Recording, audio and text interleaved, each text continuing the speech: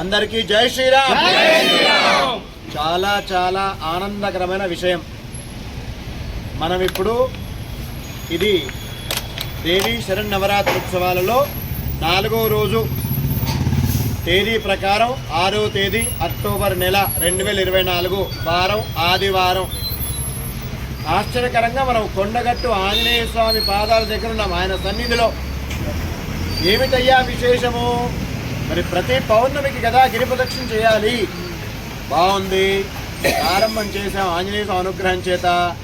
కానీ చాలామంది కోరిక ఏమిటంటే ఈ పౌర్ణమి అనేది సెలవు రోజుల్లో రావాలని గ్యారంటీ ఏం లేదుగా. కాబట్టి అనేక మంది భక్తుల యొక్క ఆకాంక్ష ప్రకారం మనం నెలలో ఒక ఆదివారం పూట, అది మొదటి ఆదివారం పూట, ఈ గిరి ప్రదక్షిణని ఇంకొకసారి భక్తుల సౌకర్యార్థం మనం ప్రారంభం చేశాం.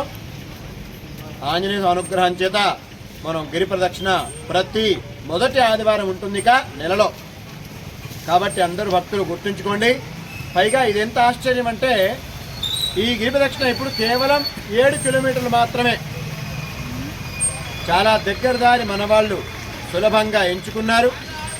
అందరికీ సౌలభ్యంగా ఉంటుంది. కాబట్టి ఎక్కువ సంఖ్యలో ఈ గిరి ప్రదక్షిణలో పాల్గొందాం.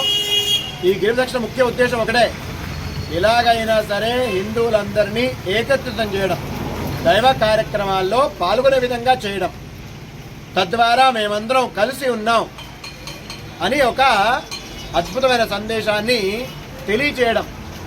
కాబట్టి గిరి ప్రదక్షిణ పాపం పోతుంది, పుణ్యం వస్తుంది, అది నిజమే. మీ కోరికలు నెరవేరుతాయి, అది నిజమే.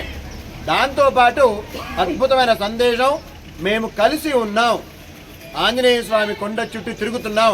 దీంట్లో కులం ప్రసక్తి అస్సలు లేదండి, అందరం కలిసి తిరుగుతున్నాం. ఎంత అద్భుతమైన విషయం.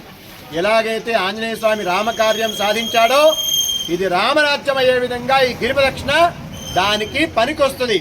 ఆ యొక్క రామరాజ్యం కోసం మాత్రమే సంకల్పం చేత ఈ గిరి ప్రదక్షిణ.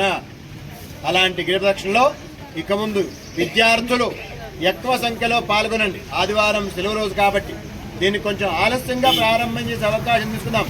8 గంటలకి ప్రారంభం చేద్దాం. కాబట్టి అందరూ వచ్చే అవకాశం ఉంటుంది. జై శ్రీరామ్. జై శ్రీరామ్. బోలో కొండగట్టు అంజన్నకి జై. జై శ్రీరామ్. జై శ్రీరామ్. జై శ్రీరామ్. జై శ్రీరామ్. జై బోలో హనుమానికి. జై బోలో హనుమానికి. జై శ్రీరామ్.